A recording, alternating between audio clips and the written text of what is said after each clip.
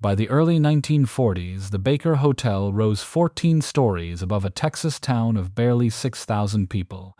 Its 450 rooms welcomed the rich, the famous, and those seeking cures in the town's mineral water. Then modern medicine weakened that promise. The soldiers left, and the palace emptied. For nearly 50 years, its broken windows watched over the town that had built it. Long before the Baker Hotel rose above mineral wells, there was no city here at all. There was only a dry valley among the hills of Palo Pinto County, a few scattered families, and the Brazos River several miles away. James Alvis Lynch arrived in this part of Texas with his wife Armanda, their children, and approximately 50 head of livestock. The family had left Denison in 1877, looking for a drier climate. Both James and Armanda suffered from rheumatism, and the family had also lived with the threat of malaria. Like many people in the 19th century, they understood health partly through geography. A different climate, cleaner air, or new water might accomplish what physicians could not. The Lynches had intended to travel farther west. Reports of conflict in that direction persuaded them to stop in the valley where they were. The location offered land and shelter, but it had one serious disadvantage. The nearest dependable water source was the Brazos River, roughly 4 miles away. Every household, every animal, and every future crop would depend on solving that problem. In the summer of 1880, a well driller agreed to search for water on the Lynch property in exchange for some of the family's oxen.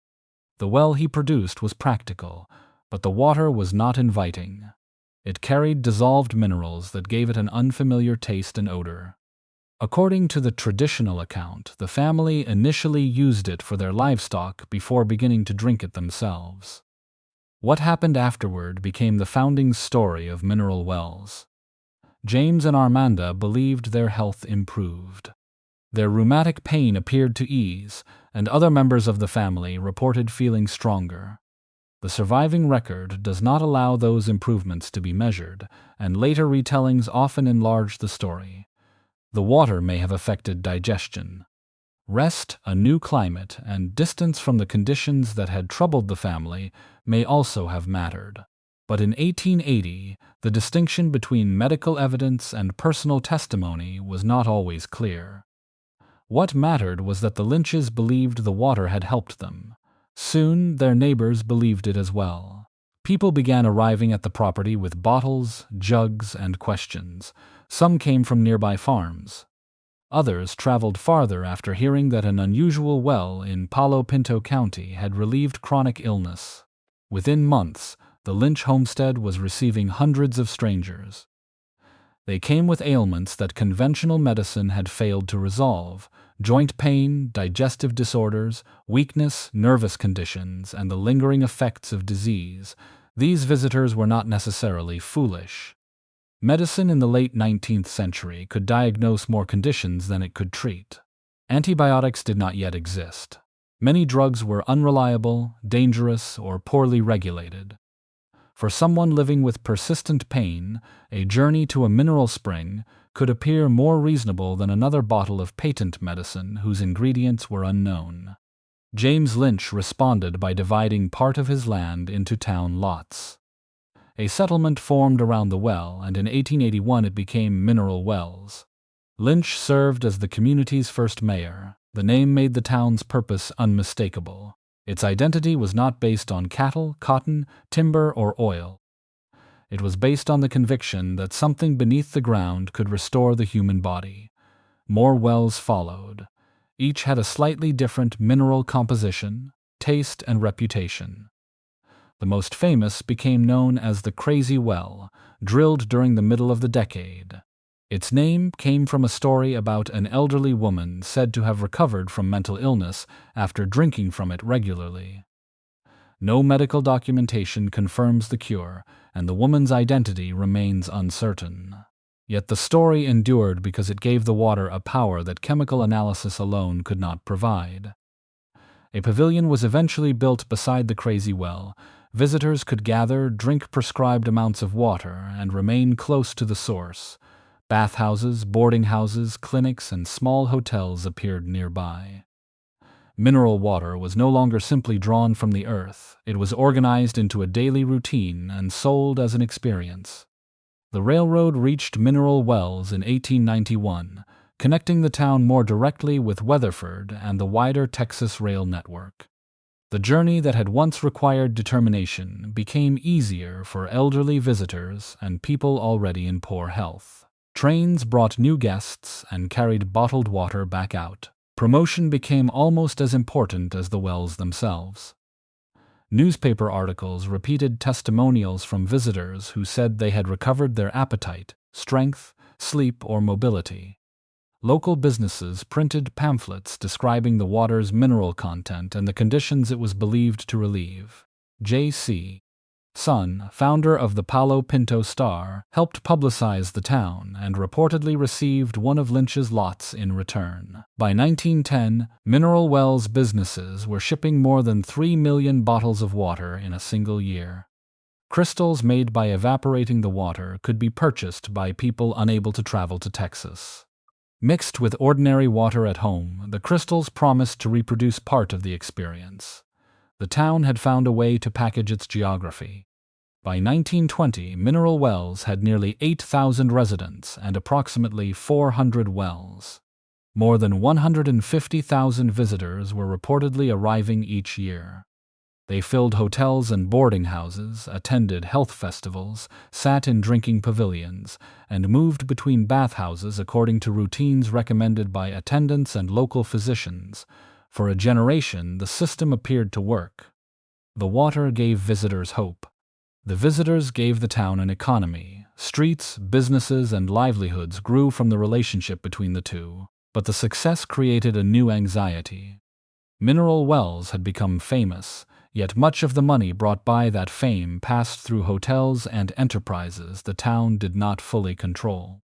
Civic leaders began to believe that the community needed something larger, a resort capable of holding its wealth, its reputation, and its medical promise beneath one roof. The Wells had built a town. Now the town intended to build a palace.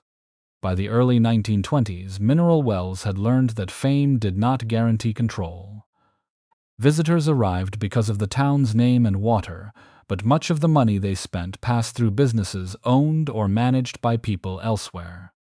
Civic leaders feared that Mineral Wells had created a valuable industry without securing enough of its profits for the community that sustained it.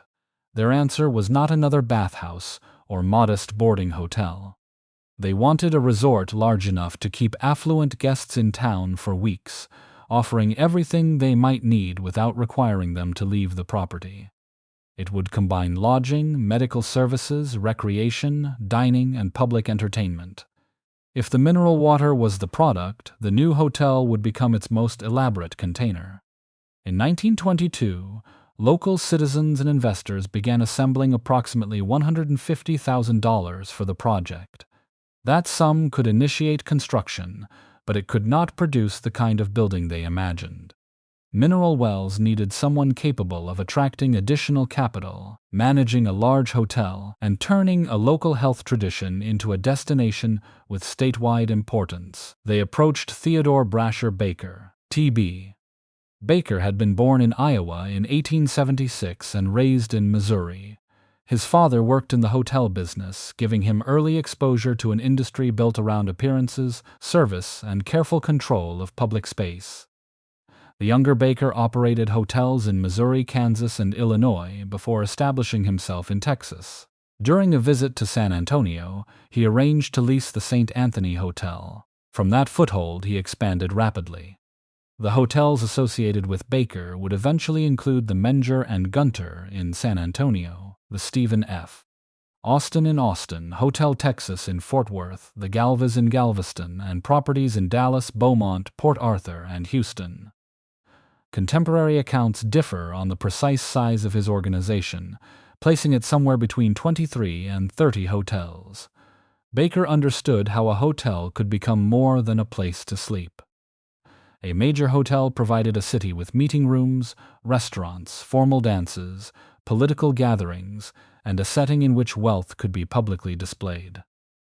It could make a growing community appear established and a remote destination appear connected to the wider world. Mineral wells presented a different opportunity. Most of Baker's properties served commercial travelers, conventions, or urban visitors. Here, guests might remain for extended periods while following a health regimen. Their rooms, meals, baths, treatments, and entertainment could all be managed within one operation. The Mineral Wells Hotel Company was formed with Baker at its head.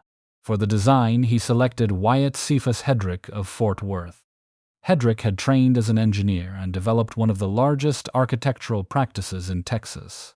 His work included office buildings, schools, theaters, hotels, and industrial structures. He knew how to give a commercial building the appearance of permanence while organizing the machinery required to operate it. The model for Mineral Wells was the Arlington Hotel in Hot Springs, Arkansas, another resort city whose economy depended on therapeutic water. Hedrick had worked on the Arlington, and its combination of monumental scale and spa culture offered an obvious precedent. But Mineral Wells was smaller than Hot Springs. A comparable building would have a much greater effect on its surroundings. The proposed Baker Hotel would rise 14 stories and approximately 180 feet above a downtown composed mainly of 1- and 2-story structures.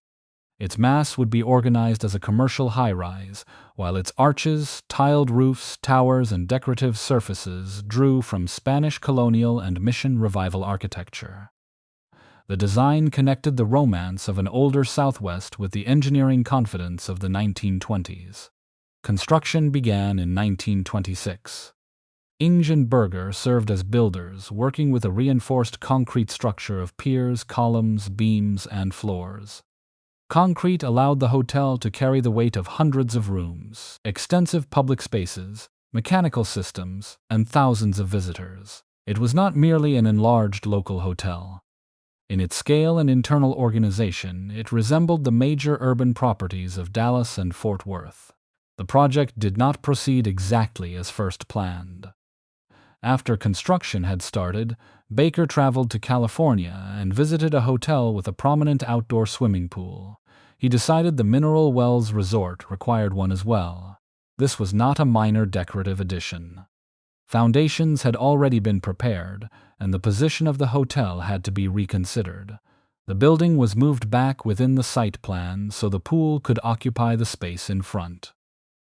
An existing basement structure beneath the pool area was retained for workrooms and guest facilities, while an underground passage connected it with the main hotel. The decision revealed the standard Baker intended to maintain. Guests were not simply coming to drink water or receive treatment.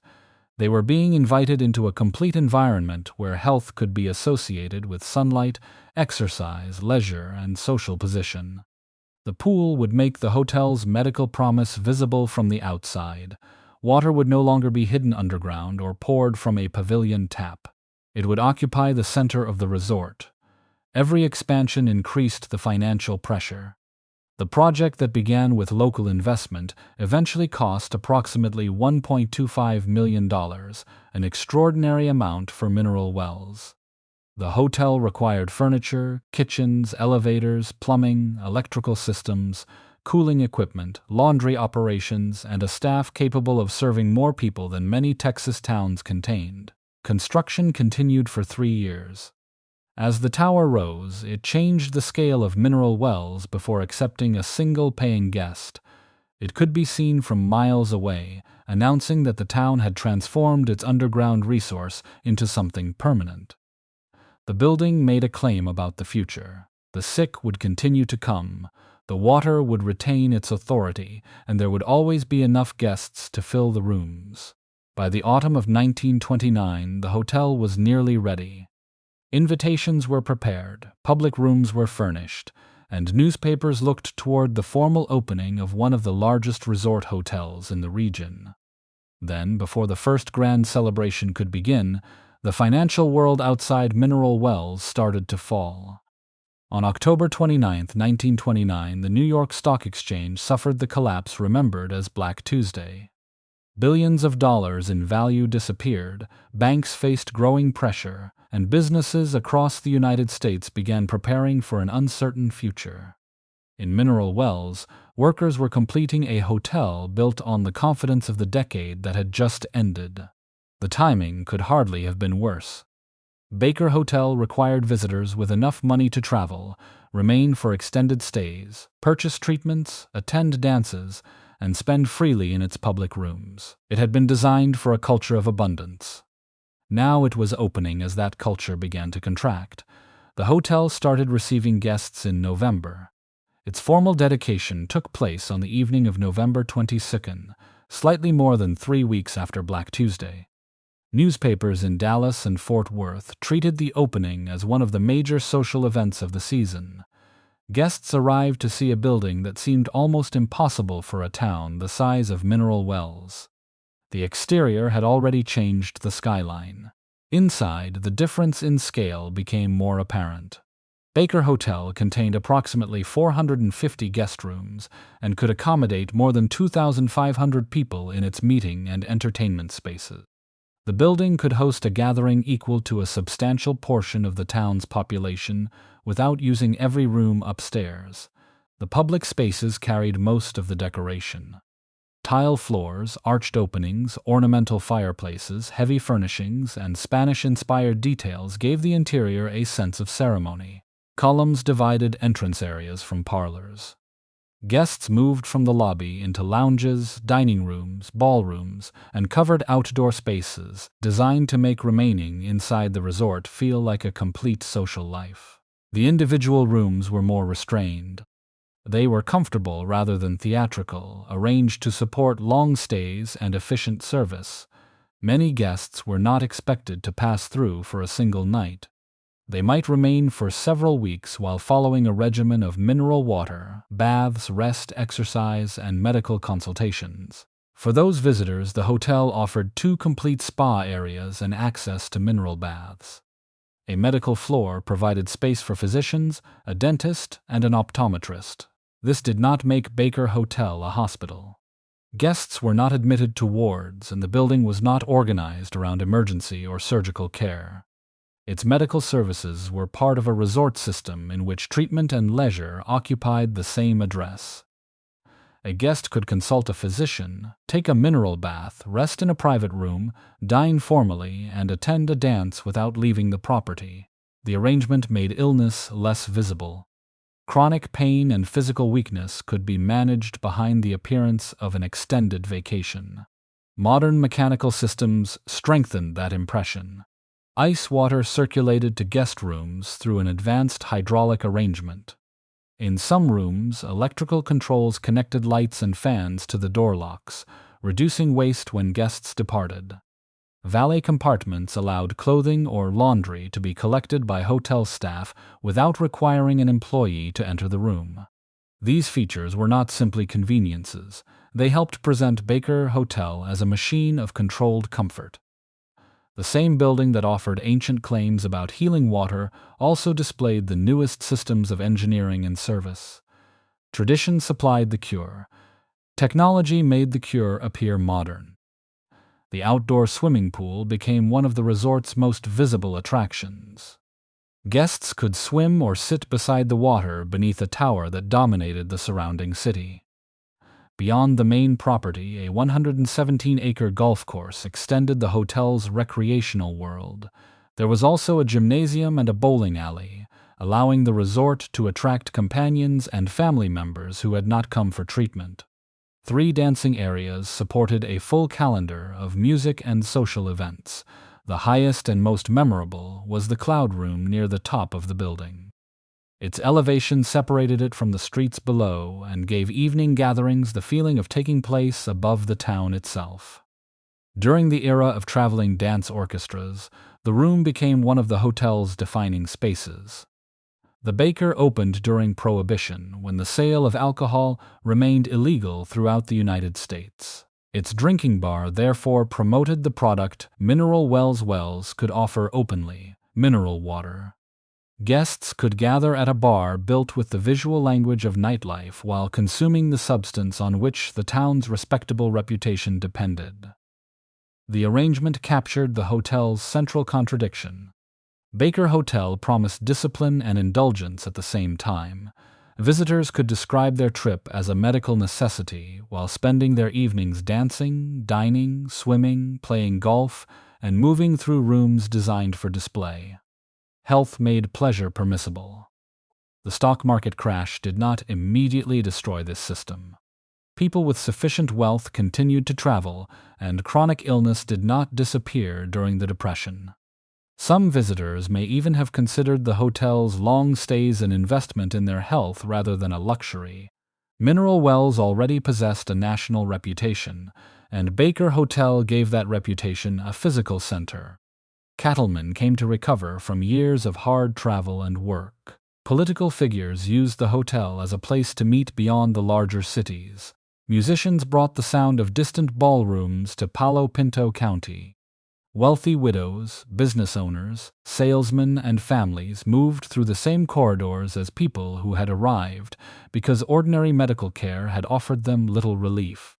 The guest register accumulated prominent names, although later accounts enlarged the celebrity list and attached visitors whose presence cannot always be confirmed. What mattered more than any single famous guest was the kind of legitimacy such names provided. If politicians, performers, and industrialists stayed at the Baker, then the hotel appeared secure. If they drank the water, the town's promise appeared respectable. Yet the building's appearance concealed the scale of its obligation. Hundreds of rooms had to be cleaned, heated, cooled, supplied, and staffed whether they were occupied or not. Elevators had to operate. Kitchens required food, ballrooms needed events. A hotel large could not survive on admiration alone. The palace had opened after the crash and remained standing. Its first test would not be whether people still wanted luxury. It would be whether they continued to believe that luxury could heal them. Baker Hotel did not manufacture the mineral water that made mineral wells famous. Its more important achievement was turning belief in that water into a complete commercial system. A visitor rarely purchased only a drink. The journey could include railroad fare, a room for several weeks, daily meals, medical consultations, mineral baths, exercise, entertainment, and bottled water to carry home. The longer the treatment appeared to require, the more valuable each guest became to the businesses surrounding the wells. Baker Hotel gathered nearly every part of that journey beneath one roof. It sold no single miracle. It sold a period of removal from ordinary life. For people suffering from chronic illness, that removal could produce genuine improvement. A guest who had been working without rest might sleep regularly for the first time in years. Meals arrived on a dependable schedule. Warm baths eased stiff joints and sore muscles. Exercise, sunlight, and time away from physical labor could improve strength and mood. Some mineral waters contained salts capable of producing noticeable effects on digestion. Those benefits did not prove the larger claims attached to the wells. Testimonials credited the water with relieving conditions ranging from rheumatism and stomach disorders to anxiety, paralysis, and cancer. The stories were difficult to test because the treatments were not standardized. Different wells contained different minerals, guests drank different quantities, and many were receiving several forms of care at once. If a visitor improved, the water received the credit.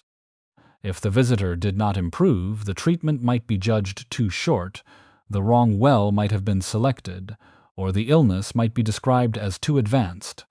The promise could survive almost any individual result. The most powerful evidence was personal testimony. A respected cattleman who returned each season carried more influence than a chemical analysis. A politician who praised the baths could reassure thousands of constituents. A business owner who claimed that 3 weeks at the Baker restored his health gave the hotel something more valuable than an advertisement. He gave it a story that appeared independent. One frequent guest was Joel Owsley Cheek, associated with the development of the Maxwell House coffee brand. Historical accounts state that he spent approximately 3 weeks at the Baker during repeated visits over many years and regarded the time and money as a worthwhile investment. Oklahoma Senator Edward Moore also became closely associated with the hotel. His stays were frequent enough to become a subject of comment among people who believed he should spend more time in his own state. These men did not need to prove that the water had cured a specific disease. Their presence performed a different function. It showed that wealthy and influential people considered the baker worthy of their time. In a business built on confidence, reputation could become a form of treatment. The hotel's social calendar reinforced the same message. Guests saw well-dressed people moving through the lobby, attending dances, meeting friends, and returning year after year. Illness was surrounded by evidence of vitality. Someone arriving weak or uncertain entered a building filled with music, polished surfaces, and public confidence. Mineral wells also benefited from the language of medicine. Physicians had offices in the hotel, and local doctors sometimes recommended the waters, yet the boundary between medical treatment and resort promotion was not always clear. A doctor could believe that rest and bathing were useful without accepting every claim made in advertisements. A guest, however, might remember only that a physician had sent him to mineral wells. The system depended on hope, but hope was not distributed equally. The baker was built for people who could afford a prolonged absence from home.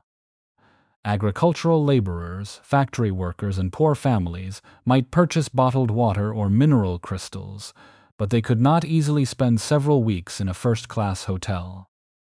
The palace made healing appear available while arranging its fullest version as a privilege. During the Great Depression, that distinction became more severe.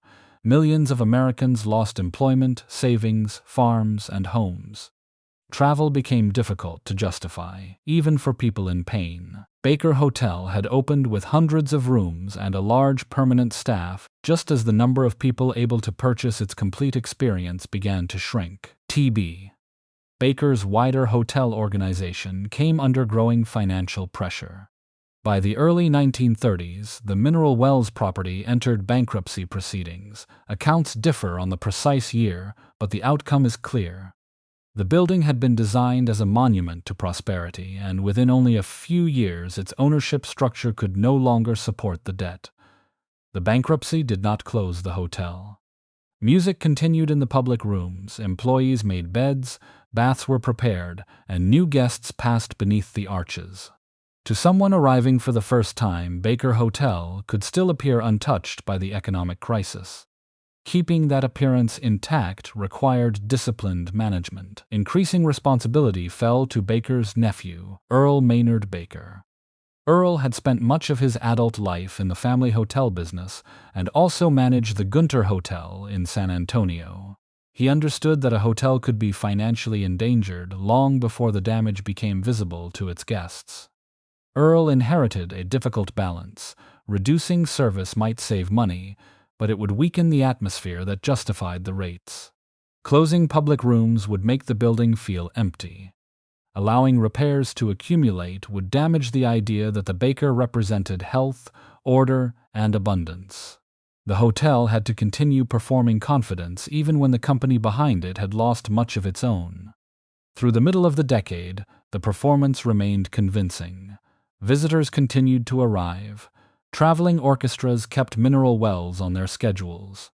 The resort became known as a place where cattle wealth, political influence, illness, and leisure could occupy the same ballroom. But outside those rooms, American medicine was changing. Laboratories were identifying the causes of diseases that water resorts could only describe. Treatments were becoming more standardized. New drugs promised results that could be measured in days rather than weeks. The baker had survived the collapse of money. It was less prepared for the collapse of belief. Before that change could empty the hotel, however, another institution began expanding just beyond Mineral Wells.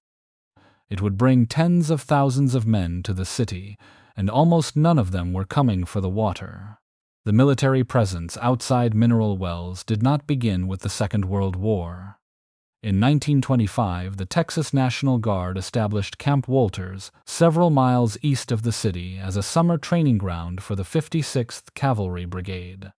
Mineral Wells donated 50 acres and helped arrange leases for more than 2,000 additional acres. By 1927, approximately 1,000 officers and enlisted men were training there with a similar number of horses. Their presence brought seasonal business to local stores, restaurants, and hotels, but the camp remained limited in scale. It was one part of the local economy, not the force that determined it. That changed as the United States prepared for a much larger war. On October 13, 1940, the United States Army activated Camp Wolters as an infantry replacement training center. The purpose of such a facility was direct and demanding. Newly inducted soldiers arrived for training before being assigned to units that required replacements. The camp had to receive civilians, place them under military discipline, prepare them for combat, and send them onward in large numbers. Mineral wells supported the expansion. Local residents provided or helped secure additional land, increasing the installation to approximately 7,500 acres. Barracks, training grounds, administrative buildings, supply facilities, roads, and weapons ranges spread across an area far larger than the original National Guard camp. Its troop capacity eventually reached nearly 25,000. The effect on Mineral Wells was immediate. The city had contained only a little more than 6,000 permanent residents in 1940. Once the soldiers, civilian workers, visiting families, and other temporary residents were counted, the population in and around the city rose toward 30,000. Streets built for a health resort now carried military traffic. Businesses that had depended on seasonal visitors faced demand of a different scale. For Baker Hotel, the transformation arrived at a critical moment. The appeal of mineral water treatment had been weakening, and the hotel needed a new reason for people to come to Mineral Wells. Camp Wolters supplied thousands of reasons every month. Most soldiers lived at the military installation rather than in the Baker.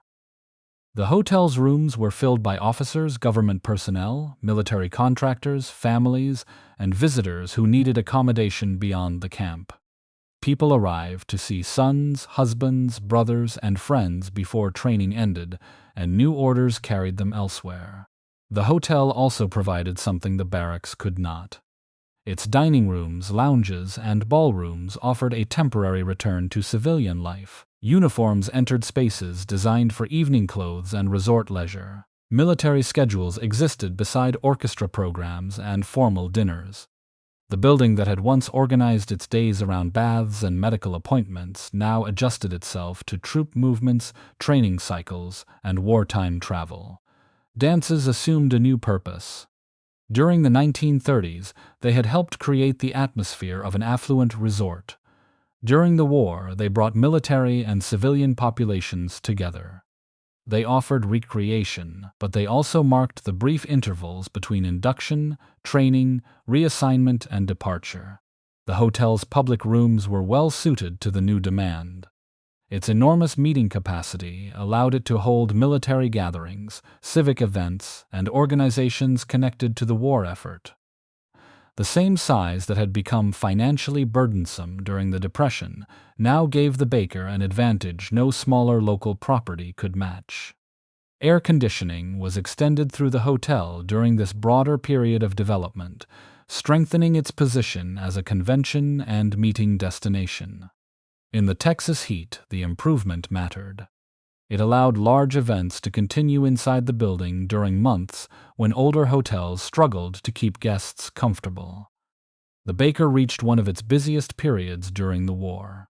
The mineral baths remained open, and health seekers did not disappear, but they were no longer the only population capable of sustaining the property. For the first time, the hotel could prosper even as the authority of its original cure declined. That prosperity carried a hidden weakness. Mineral water tourism had at least depended on a resource located beneath mineral wells. Camp Wolters depended on decisions made elsewhere. Military officials determined how many men would arrive, how long they would remain, and whether the installation would continue to exist after the emergency had passed. The city had already learned to organize itself around visitors seeking health. It now reorganized around men preparing for war. Both groups were temporary. Both arrived because an institution outside ordinary city life had directed them there, and both could disappear when that institution changed its mind. For the soldiers, Camp Walters was one stage in a much longer movement. Men completed infantry training and left Texas for assignments across the United States and overseas. Some returned to mineral wells after the war, others did not return at all. The hotel preserved no complete account of what happened to the people who passed through its doors during these years. Its surviving photographs record the formal side of the period: uniforms, orchestras, crowded tables, employees at work, and guests assembled beneath chandeliers. They cannot show the private uncertainty carried into those rooms. The Baker remained a place of service and entertainment, but the world supporting that entertainment had become much darker than it had been on opening night. When the war ended in 1945, the machinery began to reverse. Troops were discharged, training requirements contracted, and temporary military communities across the country prepared to close. Camp Walters was inactivated after the war, with the process completed by 1946. Mineral wells lost thousands of temporary residents almost as quickly as it had received them. Barracks emptied, civilian jobs disappeared, families no longer needed rooms while visiting men in training.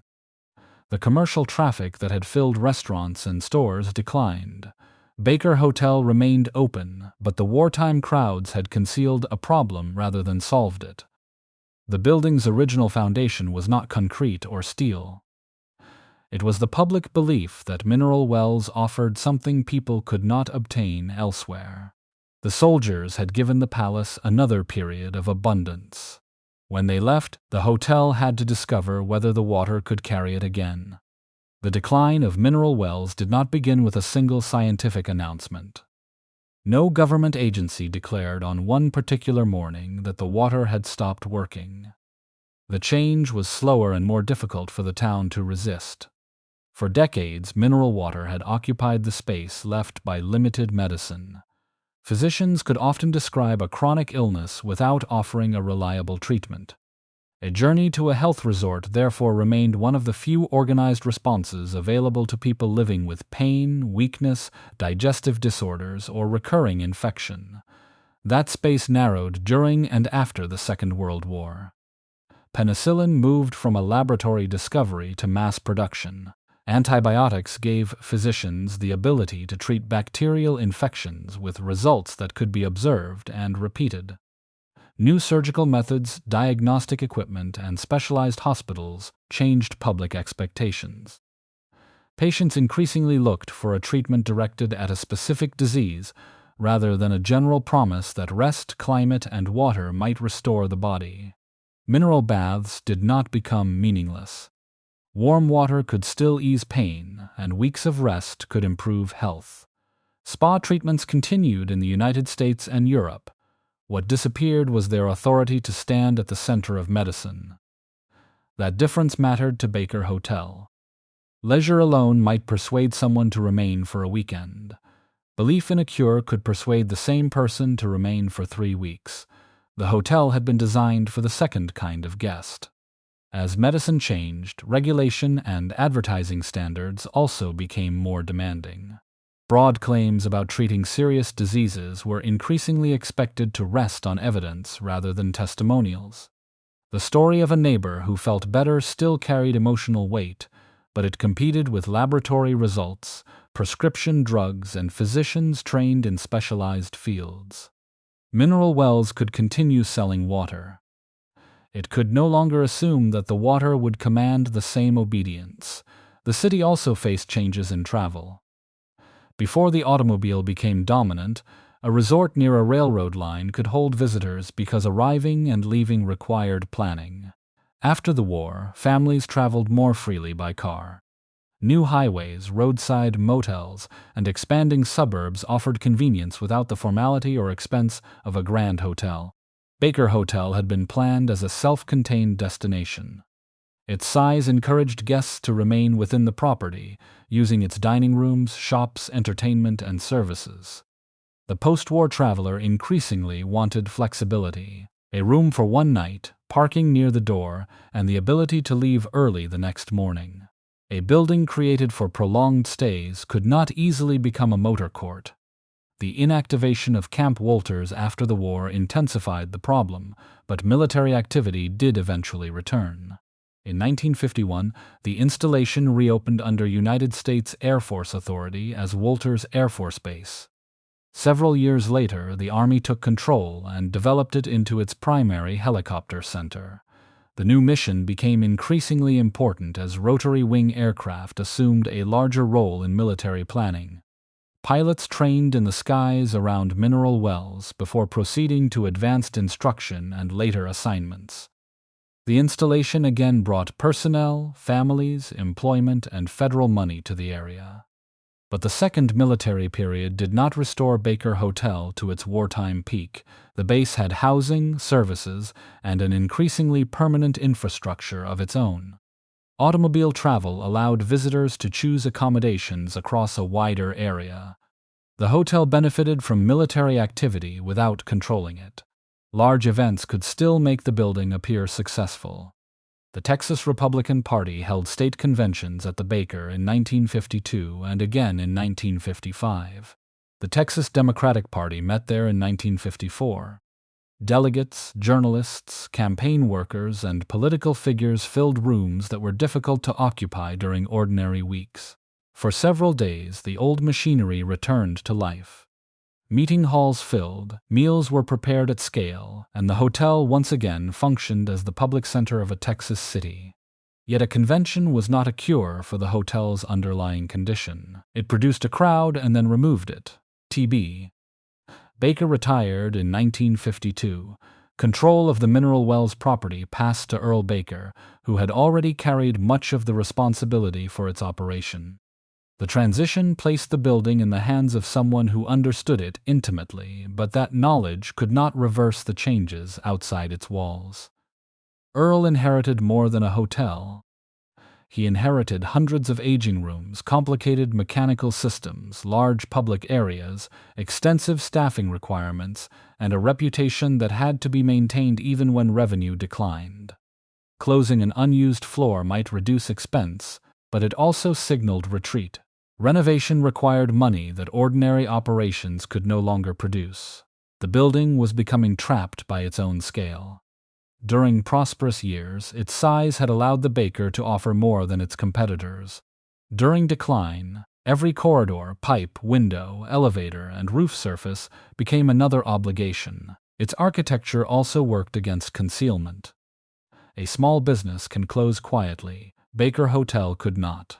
The tower stood above mineral wells as a daily report on the city's condition. Fewer lights in its windows were visible from the street. Deferred repairs could be read from a distance. The town's most confident building was slowly learning how to display uncertainty. By the end of the 1950s, Earl had begun speaking openly about closure. He said that he would operate the hotel until he reached the age of 70. The statement established a boundary that business conditions had failed to provide. If the hotel could not recover before that birthday, personal endurance would no longer be used to disguise institutional decline. Mineral wells still had mineral water. It still had a military installation. Baker Hotel still possessed its ballrooms, baths, and commanding view over the city. None of those facts was enough to restore the relationship on which the building had been founded. The water had not vanished from beneath the town. It had lost the power to make people come. Earl Baker did not announce that the hotel would close because of one failed season. By the time he spoke publicly about its future, the decline had continued for years. The mineral water trade no longer produced enough long-term guests, conventions arrived only occasionally, and the military economy could not fill hundreds of rooms every night. Earl established a personal deadline. He would continue operating Baker Hotel until he reached the age of 70. The decision was practical, but it also revealed how completely the building had come to depend on one man's willingness to carry it. A hotel of this size should have survived through a durable business model, not through the endurance of an aging manager. Earl's birthday gave a fixed date to a problem the town had repeatedly postponed. He had spent most of his adult life inside the Baker family's hotel organization. He knew the rhythms that guests rarely saw: payroll, food orders, repairs, linen, staffing, utilities, and the constant movement of money required to keep a large property functioning. He also knew that reducing those services could accelerate the very decline they were intended to manage. A grand hotel depends on the appearance that everything is available. Its value is weakened when one dining room closes, an elevator is taken out of service, or an entire floor remains dark. Each reduction saves money while announcing that the building is becoming less than it was. By 1963, Earl had reached the limit he had set. Baker Hotel closed in the spring, after approximately 34 years of operation. The effect extended well beyond the guest rooms. More than 200 people reportedly lost their jobs. Hotel employees included clerks, cooks, housekeepers, maintenance workers, waiters, elevator operators, laundry staff, and managers. Some had spent years learning the routines of a building unlike any other business in Mineral Wells. The town also lost its largest interior gathering place. People who had never rented a room at the Baker had attended dances, political meetings, banquets, lunches, and civic events there. The hotel had provided Mineral Wells with a public stage. When it closed, the city did not merely lose beds for travelers. It lost the place where it had presented itself to outsiders. An auction was held in August 1963. Local hopes rose around the possibility that a new owner might acquire the building and reopen it quickly. The bidding was limited, and no dramatic rescue followed. The lack of interest was especially revealing because Mineral Wells itself was not yet collapsing. That same year, the military installation east of town received the name Fort Wolters. Its helicopter training mission was expanding, and the growing conflict in Vietnam would create an enormous demand for rotary wing pilots. Mineral Wells still had federal employment, military families, and thousands of people moving through the area. Yet investors remained reluctant to accept the Baker. The problem was not simply the number of potential visitors. It was the cost of converting those visitors into enough revenue to support an aging 14-story resort. A military family passing through by automobile did not require the same hotel that a wealthy health seeker had occupied for several weeks. The city still had people. The building no longer fit the way many of them traveled. Mineral Wells was not prepared to leave the tower empty. In 1965, a group of local leaders formed the Civic Development Corporation and leased the hotel from the Baker family. Their decision reflected more than commercial calculation. An open Baker meant that Mineral Wells could still describe itself as a resort and convention city. A closed Baker made the town's loss visible from every direction. The hotel reopened. Employees returned to portions of the building. Guests again entered the lobby, and events brought temporary movement to rooms that had stood silent. For a short period, the reopening suggested that local determination might accomplish what the old mineral water economy no longer could. The financial results remained weak.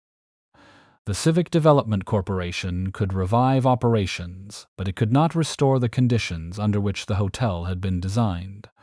Maintenance continued to consume revenue. Empty rooms added cost without producing income. The local venture ended after approximately 2.5 years. Earl remained connected to the property, even though he was no longer carrying its daily operation. On December 3, 1967, he was visiting Baker Hotel when he suffered a massive heart attack. He was found unconscious on the floor of the Baker Suite and taken to Nazareth Hospital, where he died later that day. He was 74. Later stories sometimes claimed that Earl died inside the Baker Hotel. The distinction matters. He suffered the attack there, but contemporary newspaper accounts place his death at the hospital. The more dramatic version helped attach his memory to the growing supernatural reputation of the building. The documented event is quieter and more fitting. The man who had kept the Baker alive through its long decline collapsed during a return to the property and did not come back again. His death removed one of the last direct connections to the hotel's original operating era. The Civic Development Corporation attempted to find a buyer, and the property moved through further ownership arrangements. Different groups saw possibilities in the building, but none found a stable way to operate it. The Baker continued in reduced form into the early 1970s. By then, its old identity had been divided among several weaker functions. It could provide rooms, rent business space, or host an event, but it no longer functioned as the unified resort T.B. Baker had constructed. In 1972, the hotel closed for the last time. Fort Wolters would remain active until the following year. This sequence is important. The military closure damaged Mineral Wells, but it did not single-handedly kill Baker Hotel. The palace had already failed while helicopters were still training nearby. For 43 years, the Baker had survived bankruptcy, depression, war, medical change, and one earlier closure. What it could not survive was the disappearance of a reason large enough to occupy the whole building. The doors were locked. This time, no one knew when they would open again. When Baker Hotel closed in 1972, the building did not immediately become a ruin. The furniture did not vanish in one night, and the walls did not begin to collapse when the final guests departed. For a time, the hotel looked less abandoned than paused. Beds remained in rooms. Signs still directed visitors toward services that no longer operated. Public spaces retained traces of the events once held there. The machinery had stopped, but much of the physical arrangement was still recognizable. What disappeared first was routine. No housekeeper opened the curtains each morning. No maintenance staff inspected the plumbing after a freeze or traced water from a leaking roof. No engineer listened to the elevators or watched the electrical systems. A building designed to contain hundreds of people was left with almost no one inside to notice small failures. Those failures accumulated. Water entered through damaged roofing and broken windows. Moisture loosened plaster, stained ceilings, and reached wooden surfaces never intended for prolonged exposure. Texas heat expanded materials during the summer. Winter cold contracted them again. Birds and other animals entered through openings that were not repaired.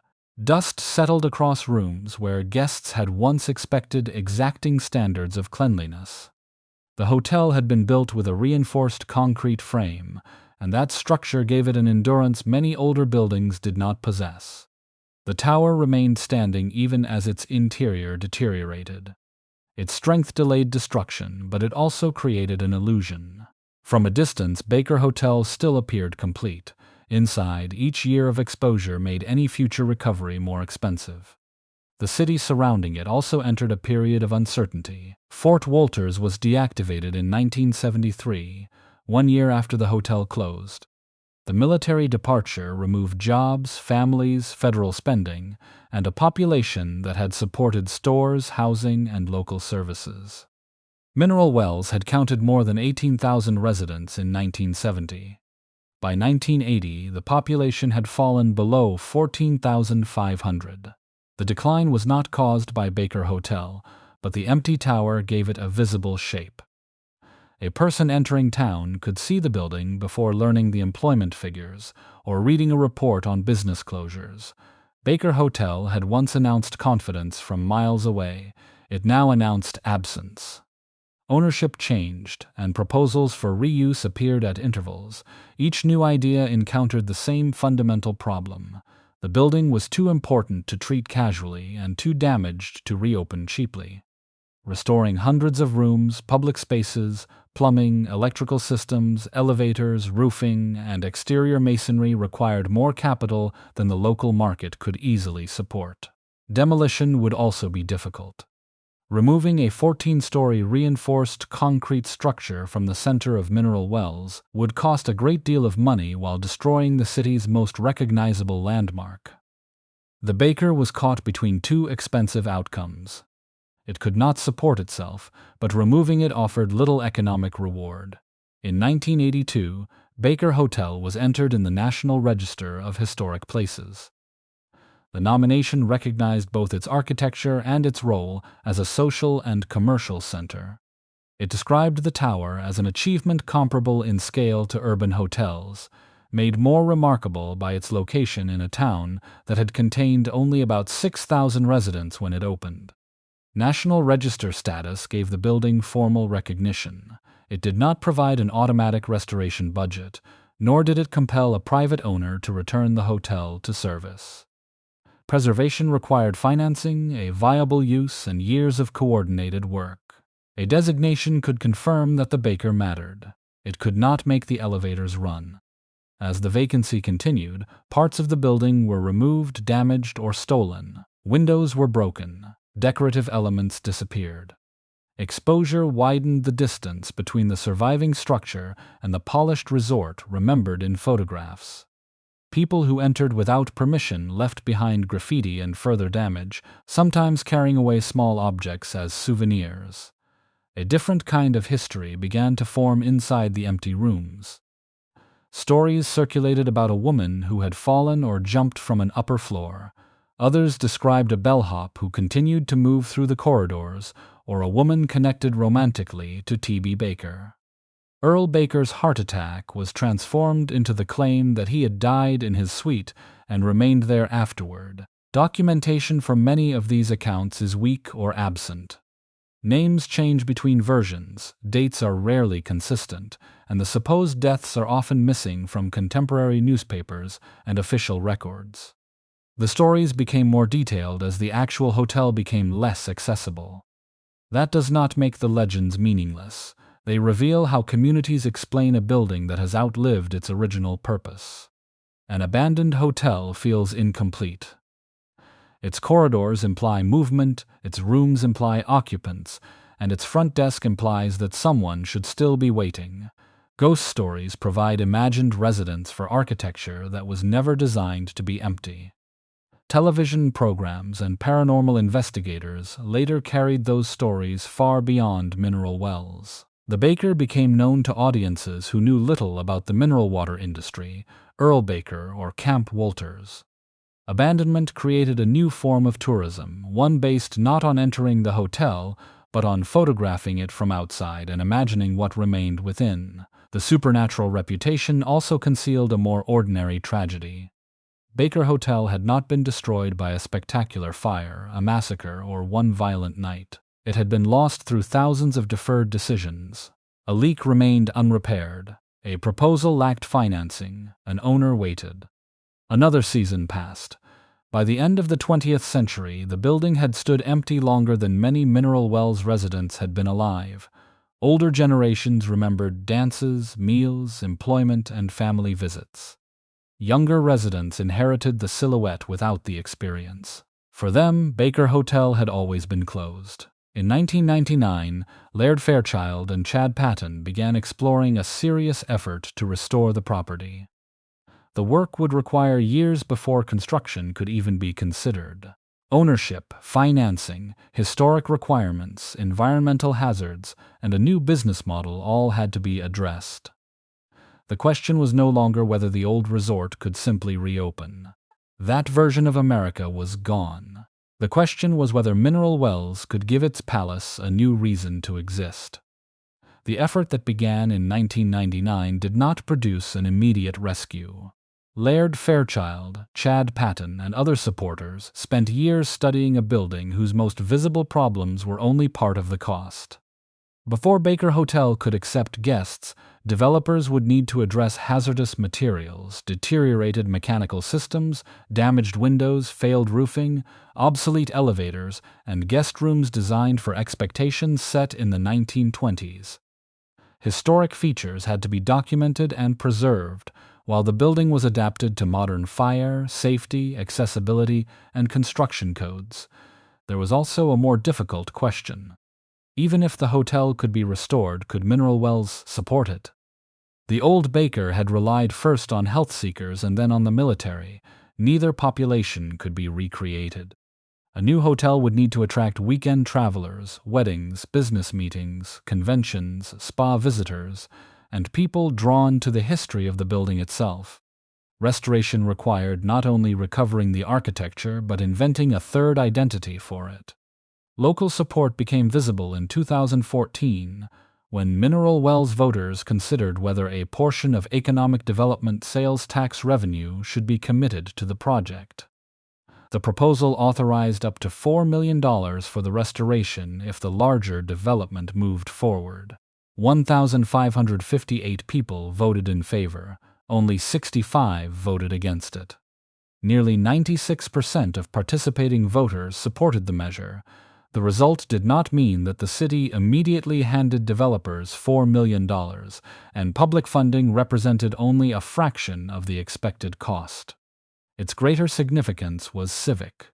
After more than 4 decades of vacancy and failed proposals, residents were still willing to invest part of the city's future in the building that represented its past.